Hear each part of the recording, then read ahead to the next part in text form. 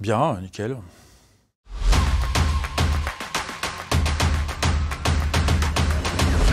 Je suis président et fondateur de la société Whyplay. On est installé à Allo. On fait des logiciels pour les box de télévision. On est la solution de Canal+, par exemple, en France pour leurs box de télévision. Et aujourd'hui, on doit avoir une vingtaine de clients répartis à peu près dans le monde entier.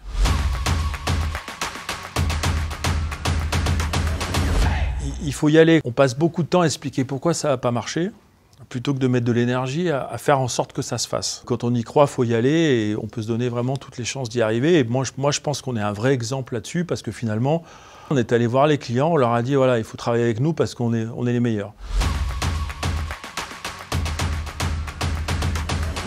J'ai fait beaucoup d'analogies avec le sport, je pense que c'est important. Alors, dans l'organisation, beaucoup avec le sport collectif. Parce qu'on est une équipe et qu'effectivement, il faut des petits, des grands, des rapides, des lents, des costauds et des techniques pour faire une entreprise. Mais c'est aussi dans la façon d'être, les étapes. Il y a des étapes où il faut sprinter, des étapes où il faut récupérer, des étapes où il faut réfléchir et débriefer du match.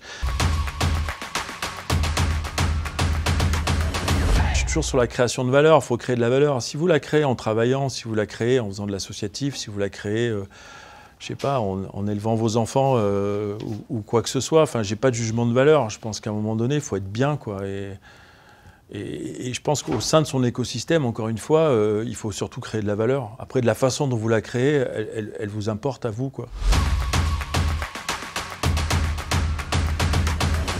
Le risque, c'est de sortir du marché, quoi. C'est compliqué, justement, de pas arriver à se réinventer, de s'ajuster à notre marché. Je pense que c'est le risque le plus important et ça peut être très, très vite. Donc, il y a beaucoup de travail qui est fait en interne pour, justement, ne pas perdre le fil. Il faut garder ce temps-là de réflexion, d'innovation pour pas que le quotidien, en fait, fasse qu'on passe à côté d'une grosse tendance. Très franchement, quand j'ai créé Whyplay, j'étais administrateur d'une autre société, donc j'avais pas d'assurance chômage. J'avais 4 enfants et je suis parti, j'ai démissionné, je suis parti pour créer ça, entre guillemets, une main devant, une main derrière. D'ailleurs, quand je me retourne, je me fais peur, d'ailleurs.